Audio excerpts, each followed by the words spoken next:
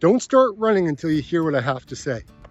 The reason I say this is because I've got lived experience in terms of running marathons, half marathons, ultra marathons as a recreational runner.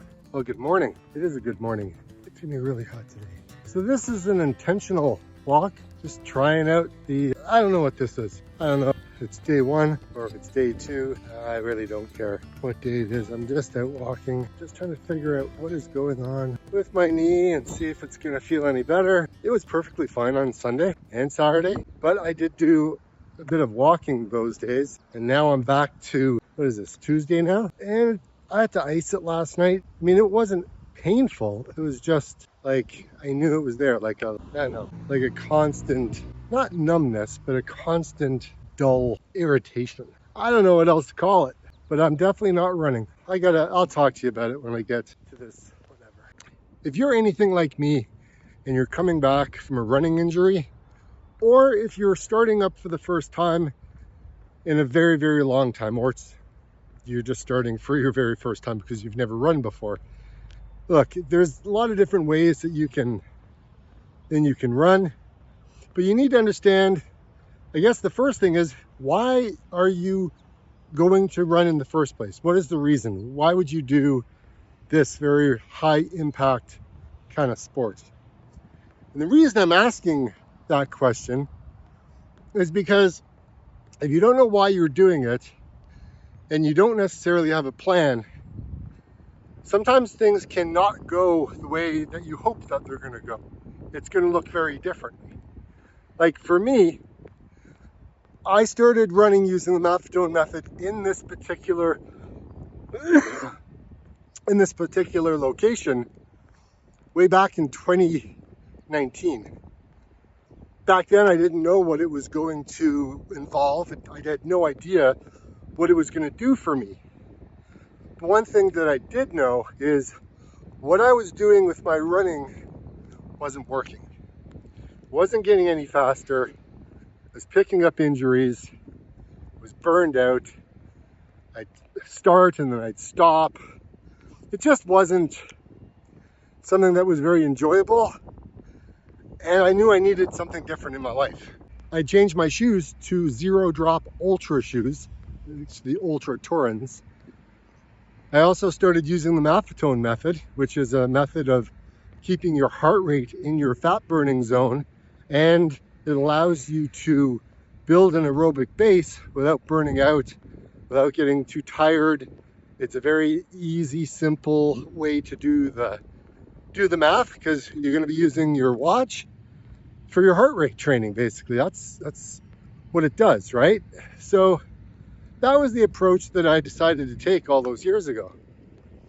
And over the last, how many years is it now? 7 years? 6 years? I've kept it up. I've kept doing it. And the fact that I've been able to keep it up from time to time, like it's not exactly 100%, right? It did, there were a couple of stop and starts in there, only because I got injured, when I started running too soon after my ultra marathon that I did. And so here I am. This is day one. So I've been running since 2015. I've run a number of marathons. I've run lots of 10Ks. So I thought today would be a good day to start back with my running, because 4 months ago I picked up an injury. And it wasn't an injury from running, it was an injury from driving my car. Foot on and off the gas pedal at a weird angle, and it's just stuck in traffic all the time. So that kind of sucks.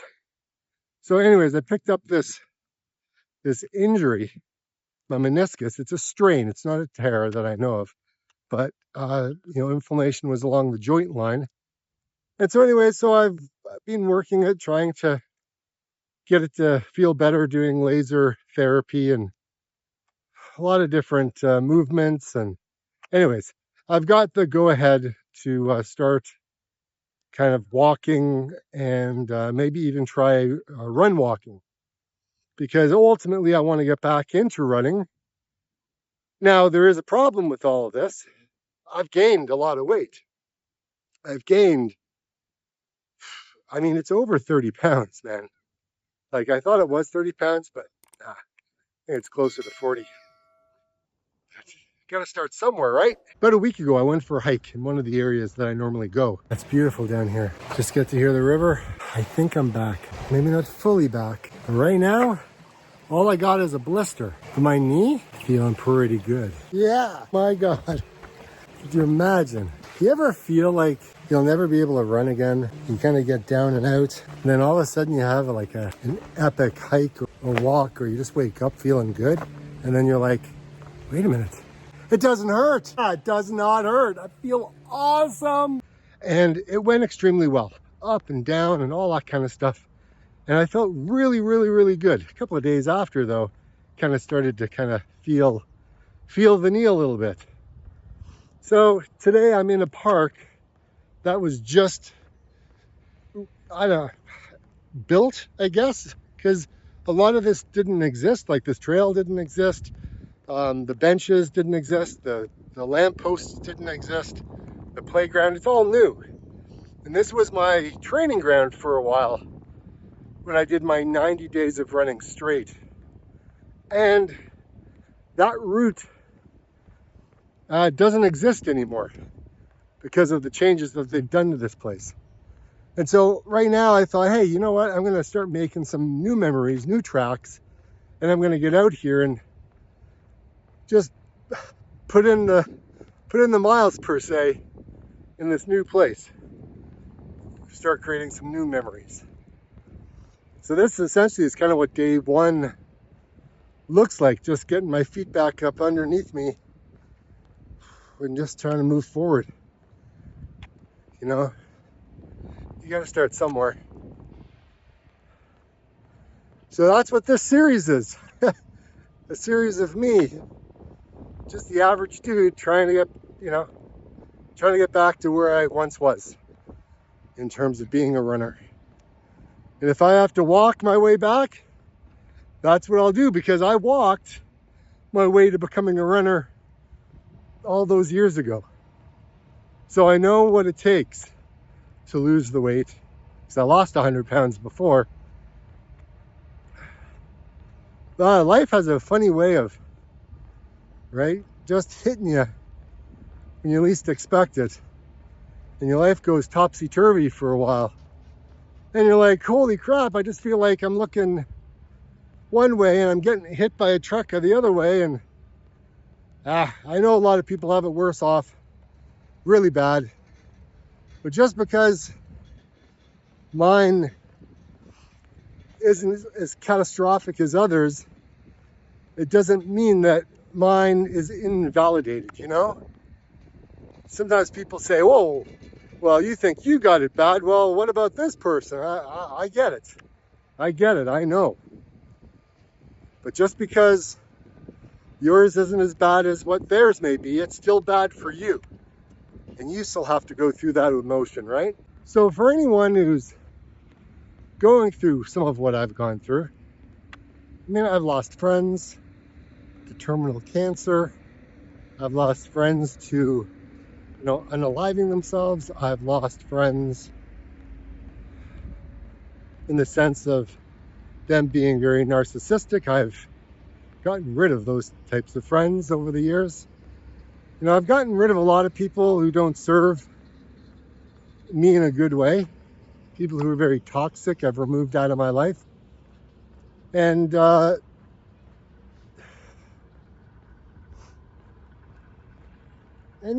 but there's still other life challenges that still happen. I just got to focus on getting me back to where I need to be. This is a nice place. Right? There's an amphitheater that they built right over here with all the seating. It's really cool. It's been a long time since I've been kind of at the bottom. But here's the difference. I'm not at rock bottom without a plan. I'm not at rock bottom without the lived experience. I'm not at rock bottom without the knowledge that I've gained by becoming a runner. I've got a lived experience with losing 100 pounds. I've got a lived experience with high blood pressure, bringing it back down. I've got a lived experience with changing my diet, eating primarily, plants. I've got a lived experience with giving up junk food. I've gone through these things. Yes, have I regressed? Yeah, of course. I'm a human being. That's what happens. You stop doing one thing one day, and next thing you know, it turns into 2 days, 3 days, a month, 2 months, a year. Life happens. You can get sad about it. You can get frustrated about it. You can play the victim card all you want. That isn't going to help you. The only thing that's going to help you is get back to doing what you felt good in terms of doing, right? Whatever that action is. Whether it's running, walking, hiking, swimming, rowing, whatever. Just get out and do the thing that you love. I'm doing things a little different this time around. I am a runner who is overweight, right? I've got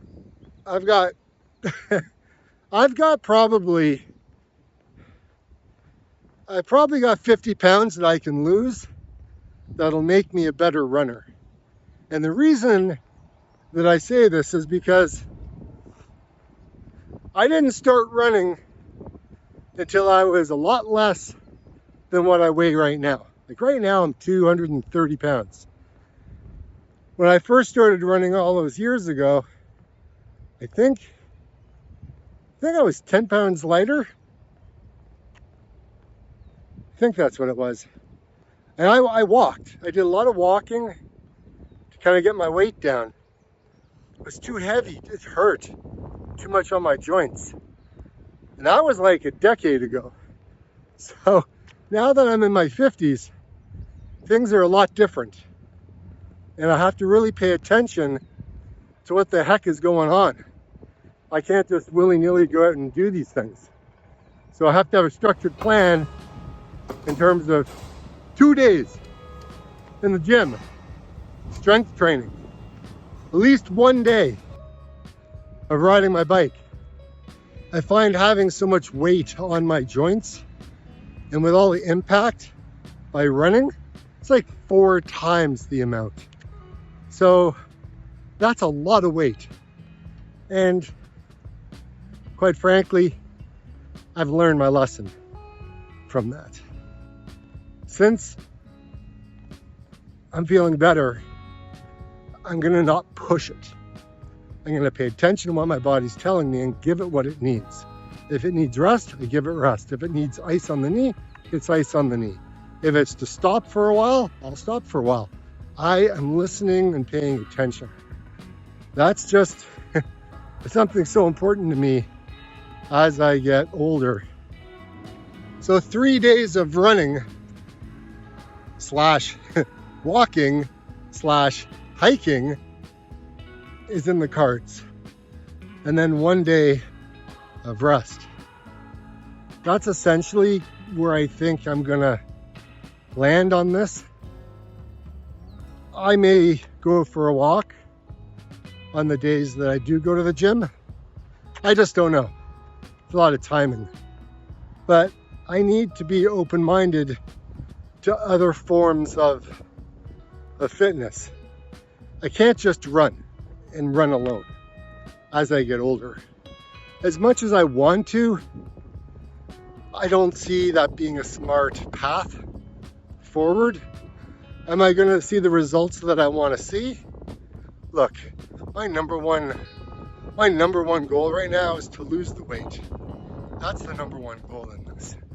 And how I plan to do that is through everything that I've spoken about right now, plus diet. Look, I've allowed bread and pasta and those simple carbs to come into my life with a vengeance. Like, so bad. It's those comfort foods, right? Like, it just drags you down. Feels good in the moment, but not so good when the weight starts coming on. And I can pack that stuff back so fast.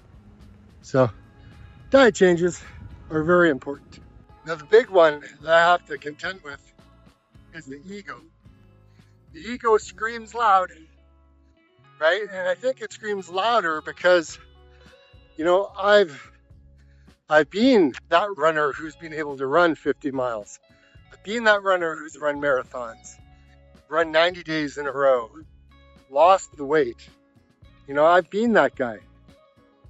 And so my ego drags me into these places where it's like, come on, Dave, you can do this.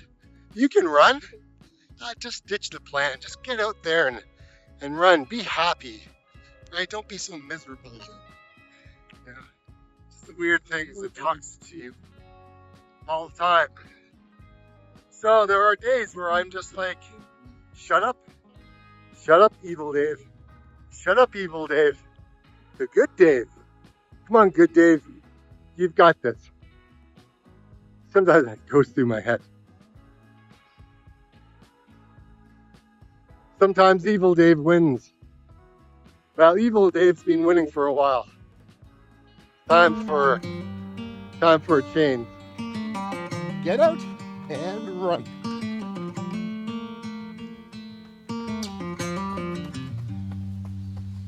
Heading back to what used to be home, passing by those little towns I know so well, stopping for gas and then I'm behind the wheel again. Driving is like a spiritual cleanse.